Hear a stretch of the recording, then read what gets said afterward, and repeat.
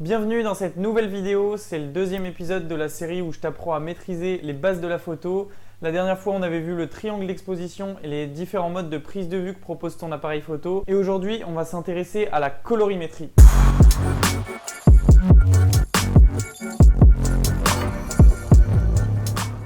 En photo, la colorimétrie elle provient surtout de la balance des blancs qu'on va pouvoir régler sur notre appareil pendant qu'on prend les photos, mais aussi en retouche photo par la suite.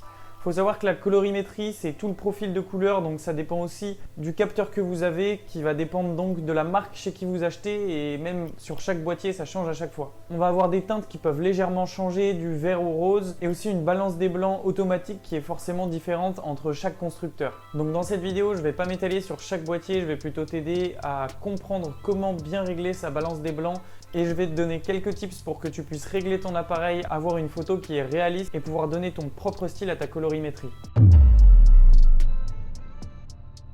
Pour ça, on va commencer par définir la balance des blancs. La balance des blancs, elle est exprimée en Kelvin, donc en température. Elle va de 1000 Kelvin comme la température d'une bougie jusqu'à 10 000 Kelvin comme la température d'un ciel bleu bien profond. Donc dans la vie de tous les jours, on ne se rend pas forcément compte, mais en fonction du contexte, on a toutes ces températures qui vont influer la couleur de notre environnement. On s'en rend au moins tous compte pendant le coucher de soleil où on peut avoir des lumières qui sont orangées voire rouges. Contrairement à des vacances au ski par exemple où on va avoir un ciel très bleu qui reflète sur la neige blanche. Sauf que voilà, pourquoi on n'y fait pas attention, c'est parce que dans la vie, notre cerveau il s'habitue super rapidement aux couleurs. Par exemple, si vous avez des lunettes et que vous avez une tache sur votre verre, vos yeux vont supprimer cette tache et vous n'allez plus la voir au bout de 5 minutes. Avec les couleurs, c'est la même chose. Par exemple, reprenons l'exemple des lunettes. Si vous avez des lunettes de soleil qui ont des verres teintés, par exemple un peu vert ou un peu bleuté, au début, ça vous fait super bizarre quand vous mettez vos lunettes de soleil et puis 5 minutes après, vous avez oublié et vous voyez ça normalement. Et quand vous retirez vos lunettes, vous vous dites « Waouh, c'est ça la vraie vie ?» Et en photo, le problème, c'est que quand on regarde nos photos et qu'on passe d'une à l'autre, notre cerveau, il n'a que quelques secondes pour s'habituer à ces couleurs. Entre autres, si on n'a pas la même température sur nos photos, on va tout de suite voir cette différence de couleur qui n'est pas agréable à l'œil comme au moment où tu mets tes lunettes de soleil ou quand tu les retires. C'est pour ça qu'avoir une teinte de couleur dans toutes nos photos, c'est super important. Cette homogénéité va te permettre d'avoir du réalisme dans la photo et de ne pas choquer les yeux avec une image qui est trop bleue ou trop jaune dès que tu changes. Bon, c'est bien d'avoir une température qui est uniforme, c'est-à-dire régler une balance des blancs qui va nous faire avoir des photos qui sont toutes cohérentes, mais c'est aussi bien d'avoir une balance des blancs qui est réaliste, pour qu'à l'instant où on regarde la première photo de la série, cette même première photo, elle soit déjà naturelle et qu'on n'ait pas ce problème de « Oula, elle est un peu jaune ou elle est un peu bleue », même si on s'y habitue pour les photos d'après.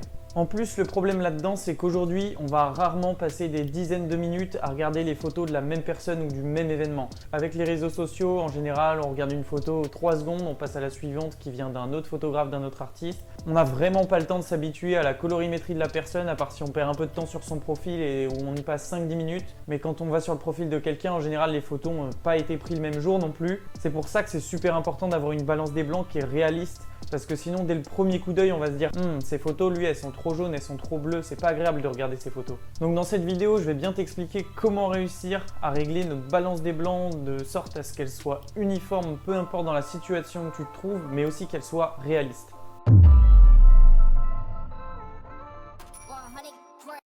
Donc on cherche à atteindre deux objectifs. Une balance des blancs qui est réaliste, une balance des blancs qui est uniforme. Sur notre boîtier, on peut voir différentes balances des blancs qui sont proposées par nos constructeurs qui vont souvent être, voire tout le temps, des températures réglées en fonction de la météo. Par exemple, un ciel couvert nuageux ou un grand soleil ou alors une lumière intérieure incandescente. On a aussi la possibilité sur certains boîtiers de régler la température directement en nombre de Kelvin. Donc l'avantage de ces modes préprogrammés, c'est que ça va nous permettre de nous adapter assez vite en fonction de la situation. Par exemple, si on voit que le ciel est couvert, 80% du temps, une balance des blancs réglée sur nuageux va largement faire l'affaire. Mais ce n'est pas toujours le cas puisque derrière ce sigle de météo est en fait réglée une température et donc elle dépend de chaque caméra et de chaque constructeur. Or, une balance des blancs, c'est quand même super subjectif, même s'il faut donner un ton réaliste, on verra par la suite que vous pourrez donner votre style et donc que chaque constructeur n'a pas la même température pour le même sigle, par exemple nuageux. On a deux possibilités pour régler notre balance des blancs, soit on règle en mode fixe, soit on reste en mode automatique et l'appareil va automatiquement choisir la température qui va faire varier en fonction d'où vous pointez votre objectif. Le problème de la balance des blancs automatique, c'est que l'appareil peut soudainement changer, que ce soit léger ou marqué, la balance des blancs alors que votre contexte ne change pas. Parce que quelqu'un sur la photo ou un t-shirt rouge, parce qu'en fond de plan on a un objet qui est de telle couleur, etc. et donc l'appareil a du mal à régler correctement, il peut faire varier cette balance des blancs. Mais on a aussi un défaut sur la balance des blancs qui est fixe parce que comme notre œil s'habitue, ça veut dire qu'au bout de 5 minutes, on peut ne pas faire attention, on est habitué à regarder notre écran et en fait notre balance des blancs est beaucoup trop jaune ou beaucoup trop bleue.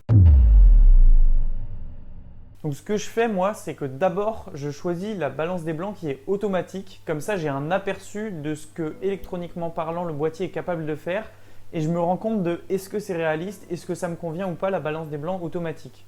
Dans tous les cas, qu'elle me convienne ou pas, avant de prendre mes photos, je vais me régler sur une balance des blancs qui est fixe pour garder une homogénéité sur toutes mes photos.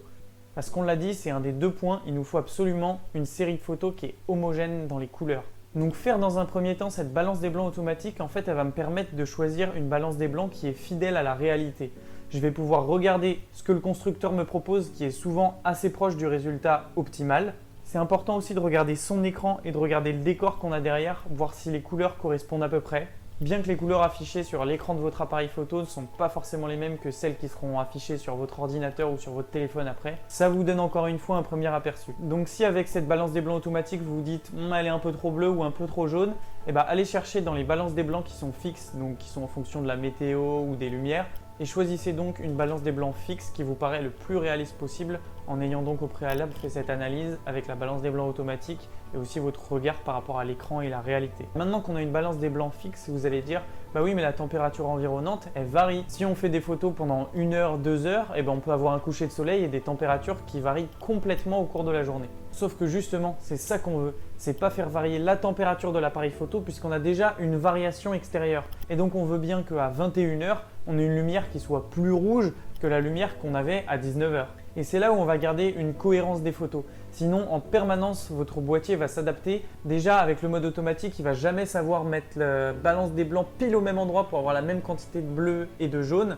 Donc, vous ne serez pas tout à fait uniforme. Mais en plus, du coup, vous ne verrez pas cette différence entre un coucher de soleil et un soleil qui est plus haut à 18 ou 19 heures. Donc voilà, j'espère que vous avez bien compris cette méthode pour pouvoir bien régler sa balance des blancs et c'est vraiment primordial.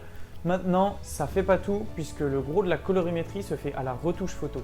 Sans parler des mélanges de couleurs et de la colorimétrie qu'on veut adopter pour développer notre style à nous, c'est quand même assez important de regarder une deuxième fois la balance des blancs si vous passez en retouche photo. Comme je vous l'ai dit avant, chaque écran a sa propre colorimétrie et donc que vous passez de l'écran de votre appareil photo à l'écran de votre téléphone ou de votre ordinateur, vous n'aurez pas le même rendu. Si vous pouvez étalonner votre écran, faites-le. Ceux qui ne peuvent pas, il faudra acheter une sonde et là, ça coûte quand même aux alentours des 200 €. Pour moi, c'est pas primordial puisqu'on peut s'adapter. Par exemple, je sais que mon écran, moi, je l'ai étalonné, mais la plupart de mes photos, je les diffuse sur Instagram et sur Instagram, les gens regardent les publications avec leur téléphone. Or, la plupart des téléphones vont rajouter du contraste et rajouter de la saturation par rapport à un écran qui est neutre calibré comme le mien. Après, ça varie d'une marque à l'autre. Par exemple, iPhone, c'est ceux qui saturent le moins et qui contrastent le moins. Donc ça donne un aspect un peu plus réaliste et plus proche d'un écran étalonné. Si par exemple, vous, votre écran de téléphone, il est super contrasté et super saturé par rapport à la moyenne des autres téléphones, vous pouvez vous dire que pendant votre retouche photo, vous appliquez moins de contraste et de saturation. Bon, revenons où on en était puisqu'on parlait de balance des blancs. Mais sur la balance des blancs, c'est la même chose. Il va falloir faire des compensations. Donc essayez de jauger à peu près la teinte qu'a votre écran si celui-ci n'est pas étalonné et ajuster si besoin la balance des blancs. Ce qui est génial, c'est sur l'outil Lightroom, on va avoir un outil automatique de balance des blancs où vous allez pouvoir sélectionner la pipette et sélectionner un endroit qui est de couleur neutre, donc blanc, gris ou un peu plus foncé. Donc c'est pas forcément nécessaire puisque au préalable, on a réglé notre balance des blancs de manière assez précise, mais on peut toujours avoir facilement des surprises puisque quand on regarde notre écran d'appareil photo, on peut avoir le soleil qui tape dessus, etc. On a plein de facteurs qui dépendent et donc même moi, ça m'arrive plein de fois, je reviens sur mon ordi et je me dis « Ah mais mes photos, elles sont toutes un peu jaunes en fait ». Mais c'est à ça aussi que sert la retouche photo, c'est vraiment pour être précis et qualitatif. Donc qu'est-ce que vous devez faire lors de votre retouche photo pour donner votre style et avoir une bonne balance des blancs finale? Vous allez prendre une photo de la série que vous avez prise et seulement une. Vous allez régler la balance des blancs de nouveau si besoin ou l'ajuster légèrement en fonction de vos goûts et c'est là où vous allez pouvoir donner votre look. Si vous voulez un ton un peu plus chaud, vous pouvez décaler la balance des blancs vers les jaunes ou un peu plus froid vers les bleus. Et ce qui est super important, c'est vraiment ensuite de copier les paramètres de balance des blancs et de les appliquer à toute votre série de photos. Il faut absolument que tout soit homogène comme à la prise de vue. Donc c'est pareil en retouche. Si vous touchez à la balance des blancs sur une photo, il faut la même sur toutes les autres. Et une fois que vous avez ajusté votre balance des blancs en retouche photo par rapport à la réalité, mais aussi au style que vous voulez avoir en vous décalant de quelques centaines de Kelvin pour donner votre style un peu plus chaleureux ou un peu plus froid. Vous pouvez retoucher toutes vos photos une par une ou en recopiant les paramètres si vous appliquez des filtres, etc. C'est vous qui voyez, mais en conservant les paramètres de balance des blancs que vous avez réglés avant. Et c'est pas anodin si je vous dis de d'abord faire la balance des blancs, puisque comme on l'a dit avant, les yeux s'adaptent super vite à la température. Et donc si vous essayez de régler votre balance des blancs 30 minutes après avoir commencé votre retouche photo, votre cerveau il va pas voir du tout si la photo est complètement jaune ou complètement bleue. Il se sera habitué, pour lui ce sera réaliste.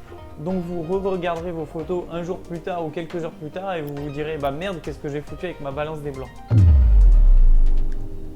Premièrement, ça va être régler votre balance des blancs avant de prendre toute votre série de photos. Vous passez par le mode automatique dans les balances des blancs pour voir un aperçu de ce que ça vous donne. Vous ajustez après en sélectionnant une balance fixe ou en réglant le nombre de Kelvin que vous souhaitez pour avoir une balance des blancs qui est correcte selon vous. Vous ne changez surtout pas ce réglage au cours du shoot, sauf si vous changez complètement de contexte. Par exemple, si vous passez d'un shoot extérieur à un shoot intérieur, mais sinon vous conservez toujours votre balance des blancs fixe telle que vous l'avez réglée. Quand vous rentrez chez vous, vous ne serez pas surpris au moment du téléchargement de vos photos si la balance des blancs est légèrement trop jaune ou trop bleue puisque vous regardez les photos pas sur le même écran que celui sur lequel vous avez pris les photos. Donc avant de retoucher vos photos, vous pensez à régler votre balance des blancs tout en donnant votre style. Donc vous réglez une balance des blancs qui est réaliste avec l'auto-pipette ou en fonction de ce que vous pensez, si votre écran est étalonné ou s'il faut faire des compensations. Et vous appliquez votre style en appliquant une balance des blancs qui est un peu plus chaude ou un peu plus froide que la réalité en fonction de ce que vous voulez. Ensuite, vous copiez ce paramètre et vous le collez sur toute votre série de photos pour garder une uniformité et avoir ensuite un book, un site internet ou des réseaux sociaux avec des photos qui respecteront toutes la même charte colorimétrique et qui donneront un aspect beaucoup plus pro. Donc voilà, j'espère que cette vidéo aura pu t'aider à comprendre comment bien régler ta balance des blancs pour avoir des images qui sont réalistes et homogènes tout en donnant ton style dans la tonalité des couleurs. Si tu cherches à apprendre la photo ou que tu as envie de conseils pour avoir des photos plus professionnelles et jolies, n'hésite pas à t'abonner et à aller voir les autres épisodes de la série Maîtrise les bases de la photographie. Je te mets aussi le lien de mon matériel et de mes réseaux sociaux en description et n'hésite pas à t'abonner si tu veux plus de vidéos comme celle-ci. Allez, ciao!